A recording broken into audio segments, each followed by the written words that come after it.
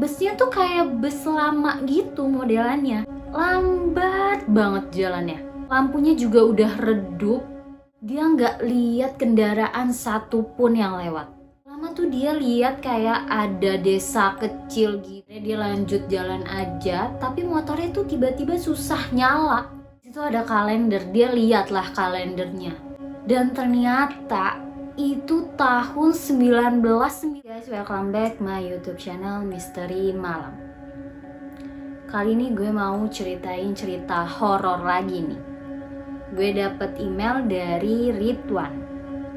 Jadi Ridwan itu mengalami hal yang cukup di luar nalar, atau bisa dibilang mistis. Daripada kalian penasaran, mending kita langsung masuk aja ke ceritanya ya. Waktu itu Ridwan ngambil cuti karena pengen pulang kampung. Dia kangen rumah. Dia pulang kampung ke Semarang. Dan pulang kampungnya itu sendiri, naik motor. Karena udah beberapa kali lewat Alas Roban sendirian. Singkat cerita, Ridwan prepare buat pulang kampung.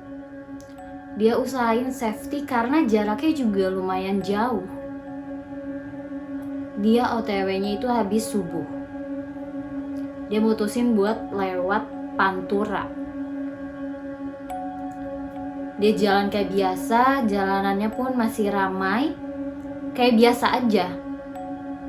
Dan abis zuhur, Ridwan istirahat, sholat, makan. Tapi karena dia buru-buru, dia tuh istirahatnya gak pernah lama. Singkat cerita itu udah mau maghrib, dia nyampe di daerah Banyu Putih. Dan habis maghrib Ridwan lanjut jalan. Pas jalan tuh kayak biasa aja, banyak kendaraan gede kayak biasa, truk, mobil. Dia masuk Alas Roban itu sekitar jam 8. Pas nyampe Alas Roban, awalnya biasa aja jalanannya tuh hutan-hutan gitu. Tapi lama-kelamaan kok gak ada kendaraan lain yang lewat. Bus atau mobil pribadi gitu gak ada yang lewat. Tapi pas ada bus yang dia lewatin, busnya tuh kayak bus lama gitu modelannya. Lambat banget jalannya. Lampunya juga udah redup, gak yang terang banget. Di situ Ridwan salip lah, karena menurut Ridwan itu bahaya. Dan di situ Ridwan jalan terus. Jalanannya pun kayak hutan-hutan gitu, banyak pohon-pohon. Dan di situ dia masih sempat lihat jam. Dan tapi Ridwan ngerasa tuh kayak jalannya kok berasa lama banget ya. Akhirnya Ridwan istirahat bentar, minum, ngerokok. Dan dia lihat itu masih dan itu baru jam 9.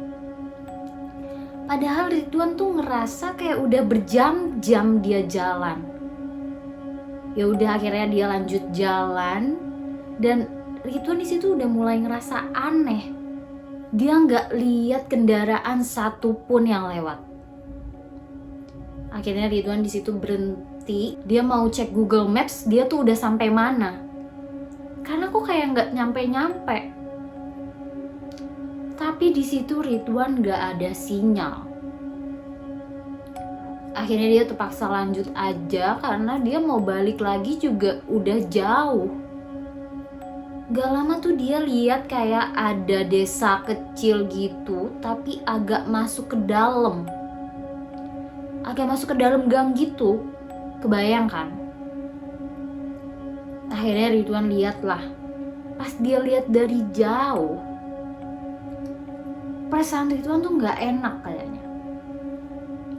Akhirnya dia deketin tuh bajunya tuh kayak baju-baju zaman dulu. Beda banget sama kayak baju-baju zaman sekarang gitu. Kayak kebaya, kayak yang lagi ada acara gitu. Akhirnya dia nanya ke warga, tapi mukanya tuh pucet semua. Dan Ridwan di situ ngerasa kayak ada yang gak beres. Akhirnya dia lanjut jalan aja, tapi motornya tuh tiba-tiba susah nyala. Tapi warga desa itu liatin Ridwan dengan mukanya yang pucat, baju khas zaman dulu, dan dia deg-degan banget di situ. Kenapa tiba-tiba motornya gak bisa nyala? Dan itu lama banget dia buat nyalain motornya. Dan akhirnya di situ Ridwan dorong motornya karena dia takut. Karena warga desanya itu pada ngeliatin Ridwan semua dengan mukanya yang pucat itu. Akhirnya dia buru-buru gak mau liatin warga desa.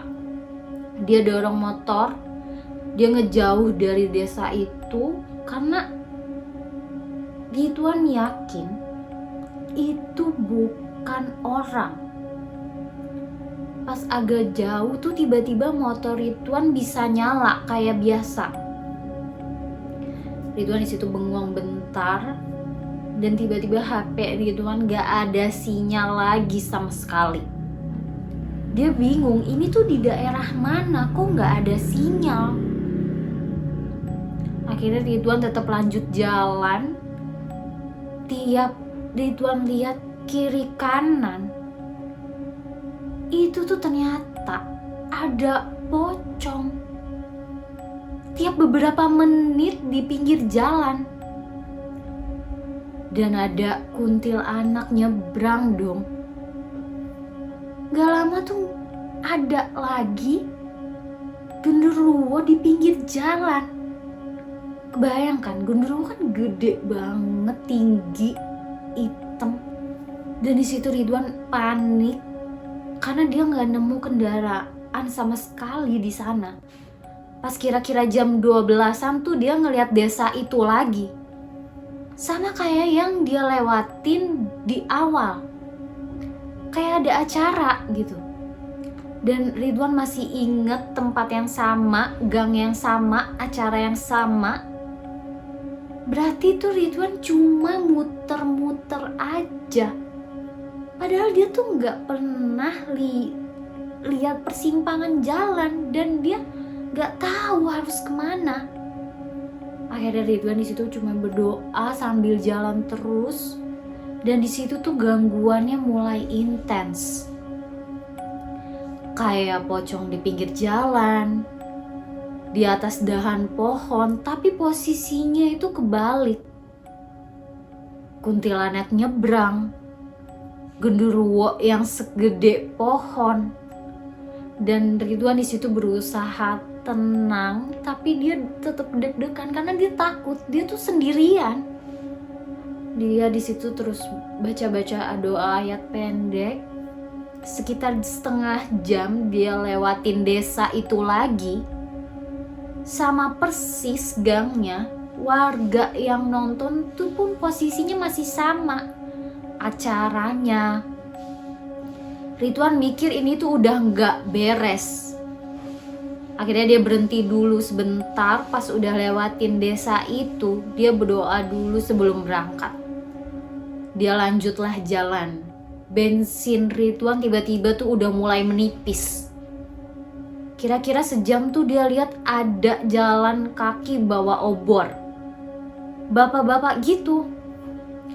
Akhirnya Ridwan beraniin tanya lah. "Misi Pak, ini daerah mana ya?" Gak ada yang jawab. Pas Ridwan lihat, mukanya itu semuanya pucat. Bajunya juga lusuh, gak ada ekspresinya sama sekali. Akhirnya Ridwan kabur. Pas dia lihat spion, malah ada pocong dengan lidah yang menjulur dan mukanya hancur. Akhirnya dia kebut di situ, tapi tuh motor dia tiba-tiba agak berat. Dia pikir mungkin bannya kempes. Dan Ridwan lihatlah bannya, tapi normal. Gak kempes. Ridwan di situ udah lemes, tapi dia tetap berdoa karena Ridwan juga nggak mau terus-terusan di tempat itu. Akhirnya dia jalan lagi, terus nggak lama dia lihat bapak-bapak yang bawa obor itu. Ini pocong, bukan orang. Akhirnya Ridwan nggak mau berhenti. Pas dia lihat spion, bener itu pocong yang sama dengan lidah yang menjulur, mukanya hancur. Udah agak jauh, Ridwan di situ berdoa terus. Karena dia juga takut. Dia lihat HP itu udah jam 2:30. Itu kerasa lama banget. Akhirnya dia lanjut, dia kebut dan dia lewatin desa itu lagi.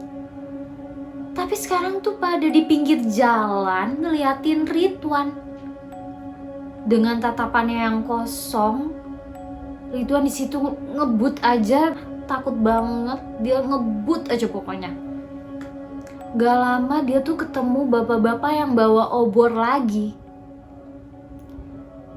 Ridwan di situ udah gak mau lihat spion lagi karena saking kapoknya berkali-kali lihat pocong di spion. Tiba-tiba pocongnya itu tuh ada di pinggir jalan dengan lidahnya yang panjang, mukanya hancur. Di situ Ridwan lemes banget. Mana bensinnya juga udah menipis. Gak lama tuh kedengeran suara sholawatan. Sebelum subuh gitu. Dan ada desa, terus ada masjid di pinggir jalan. Akhirnya dia pelan-pelan lihat dulu sebelum masuk. Masjidnya tuh lampunya kuning gitu. Pas dia masuk ke dalam masjid, di situ ada kalender, dia lihatlah kalendernya. Dan ternyata itu tahun 1994. Dia kaget dong di situ. Akhirnya dia istirahat dulu sebentar, cuci muka, minum, sholat, istirahat. Bentar lah, terus datanglah kakek-kakek lagi sholawatan gitu. Ridwan di situ kaget, dia deg-degan tapi dia berusaha berpikir positif. Siapa tahu kakek-kakek itu tahu arah jalan keluar. Tapi Ridwan di situ nggak berani untuk nanya duluan, takutnya tuh bukan manusia. Pas dia lagi bengong sambil ngerokok di luar masjid, itu tuh punggung Ridwan kayak ada yang nepok. Dan ternyata ditepok sama kakek-kakek yang tadi lagi sholawatan. Dia ngasih Ridwan minum, terus dia disuruh jalan sekarang sama kakek-kakek itu. Cepetan katanya.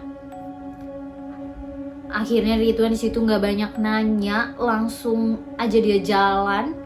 Pas kira-kira sejam tuh dia lihat ada mobil yang bawa sayuran gitu. Akhirnya dia nanya, "Misi Pak, ini daerah mana ya?" Dia kaget gitu terus bilang, "Astagfirullah." Dan Ridwan heran. Dia ngajak jalan terus. Gak lama dia ngasih tahu Ridwan buat agak ngebut dan udah mulai ada desa-desa tuh. Ridwan di situ udah mulai lega banget. Sekitar sejam tuh Ridwan disuruh berhenti sama supirnya. Supirnya tuh udah lumayan tua tapi gak tua-tua banget. Dan supirnya bilang, "Tadi kamu lagi boncengin pocong. Posisinya lagi diri di belakang kamu tapi berdiri, bukan duduk. Lidahnya panjang, mukanya hancur." Ridwan di situ kaget, shock banget. Pantesan tuh tadi dia bawa motor kayak agak berat. Akhirnya Ridwan di situ disuruh tenang, dia dikasih air minum, dikasih cemilan. Dan udah agak tenang, Ridwan di situ disuruh minum air yang udah didoain. Terus motornya juga disiram pakai air itu.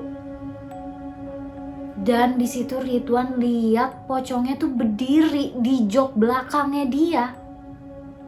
Pocongnya tuh kayak tembus pandang gitu. Kayak hologram gitu. Terus gak lama pocong itu terbang dong tiba-tiba dari motornya Ridwan. Pas udah disiram air itu, pocong itu tuh persis sama yang dia lihat di spion pas dia di alas roban. Refleks dia kaget banget di situ, dia terus berdoa, kata supirnya pun bilang ke Ridwan, "Tenang aja, udah aman kok.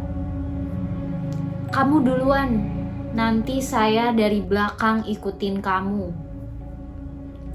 Akhirnya Ridwan di situ istirahat di warung sambil ngopi sambil nunggu pagi. Pas pagi dia akhirnya lanjut jalan. Alhamdulillah banget dia ketemu jalan kayak biasa. Itu tuh pertama kalinya Ridwan nyasar.